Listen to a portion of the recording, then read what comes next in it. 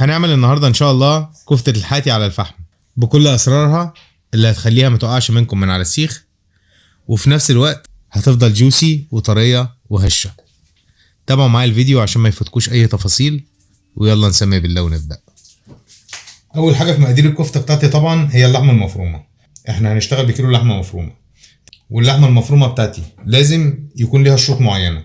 ما تكونش لحمه حمراء، لازم يكون نسبه الدهن فيها 25%. لو هقطع من عند الجزار لحمه، يا اما اجيب لحمه ملبسه، يا اما اقول له مثلا يعمل لي 75% منها لحمه احمر وال 25% دهون، وتتفرم مع بعضها تبقى بالشكل ده كده، ونفرمها ناعم.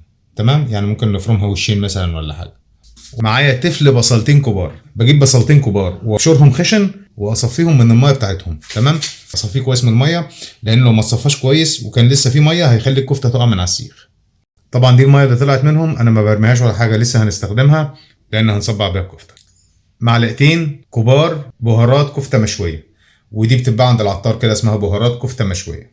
معلقه صغيره بهارات لحمه، معلقه صغيره فلفل اسود، وطبعا ده مهم جدا عشان التيست بتاع الكفته.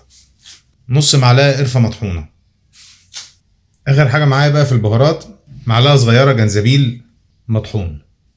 معايا كمان معلقتين دقيق. الدقيق ده هو اللي هيخلي الكفته بتاعتي تربط معايا وتبقى متماسكه وما تفكش، هيديها قوام لزج كده ويخليها تسمغ معايا كويس، بحيث ان هي تمسك في السيخ كويس وما تقعش منه واحنا بنشويها على الفحم.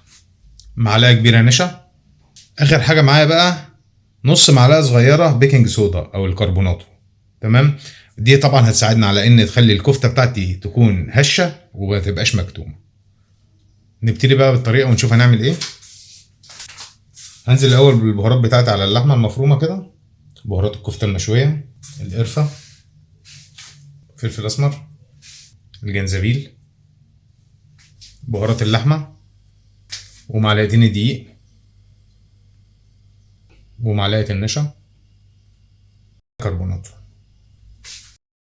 واخر حاجه معايا بقى تفل البصل. بظبط الملح بتاعي ما يكونش قليل، تمام، علشان لو ملح الكفته قليل بيخليها برضو تقع من على السيخ. نيجي بقى لخطوه مهمه من الاسباب المهمه في نجاح الكفته، وهي انا بعجن الكفته بتاعتي دي كاني بعجن دقيق بالظبط او عجين. عايز افضل اعجن فيها لحد ما يطلع لها عرق وتبدا تبقى ليها قوام بيشد كده، او بنسميها بتسمغ، لحد ما تسمغ معايا. افضل اعجن فيها ماشي لمده مثلا 10 دقايق ولا حاجه، لحد ما توصل معايا ان هي تبقى بتلزق كده، او اسمها بتسمغ. اجي اشدها من بعضها كده، اللي هي بتعمل ازاي لازقه في بعضها كده، ده يساعدني ان هي ما تفكش من على السيخ ولا تقع. تمام، نسيبها على وضعها كده في التلاجة لمده ساعه. لازم تتحط في التلاجة على فكره، عشان كل مكوناتها تتجانس في بعضها وتشد اكتر، وتبقى شاده معايا على السيخ وهي على الفحم. ده كده خلاص بعد ما سيبناها حوالي ساعه في التلاجة. بنشتغل عليها ازاي بقى؟ باجي اقطع حته كده، تمام اهي، تمام، كبرها شويه كده، واجي في نص السيخ كده بالطريقه دي كده، تمام اهو، وابل ايدي من ميه البصل اللي انا عاملها، وابدا اضغط عليها كده من تحت لفوق بالطريقه دي كده اهو،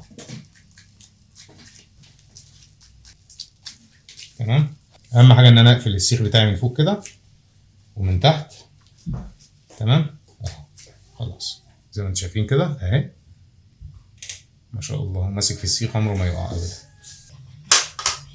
كمان واحد كده بالايدي بله خفيفه، عشان بس تساعد ان ما يلزقش في ايدي وانا بعمله على السيخ. السمك اللي انتوا عايزينه بقى، عايزين مثلا صبع كفته تخين براحتكم، ما يبقاش تخين قوي عشان برضو ما يبقاش تقل على السيخ ويقع منه. واقفل من تحت واقفل من فوق كده، تمام كده، تمام. اخلص بقى كل الكميه بتاعتي قبل ما اروح اشوي، يعني ما بقاش مثلا قاعد قدام الشوايه واقعد اعمل اللي بعمله ده. انا اخلص كل السياخ بتاعتي او اعمل اكبر عدد وانزل بيهم مره واحده على الفحم. تمام، نخلص بقى كله ونطلع مع بعض عشان نشويهم ونشوف هنشويهم ازاي على الفحم. طيب دلوقتي بقى بولع الفحم بتاعي، والفحم بتاعي بولعه ازاي؟ عشان في ناس كتيره عندها مشكله في توليع الفحم وبيلاقوا فيه صعوبه. باخد حته واحده من دي مثلا، باخد حته واحده زي دي كده اولعها على البوتاجاز لحد ما تبقى زي الجمر كده، واروح جاي حاططها في وسط الفحم بتاعي كده ومشغل عليه، واعمل الفحم على شكل هرم كده فوق حته الجمر دي، واشغل المروحه. هي يا دوبك دقيقتين بالظبط بيبقى جمر زي ما انتم شايفين كده. ننزل عليه بقى بالكفته بتاعتي الطريقه دي كده. بستنى عليه بقى. هو المفروض دلوقتي انا هقلب، اول ما بحطه على النار بيبدا وشه يشمع زي ما انتم شايفين كده.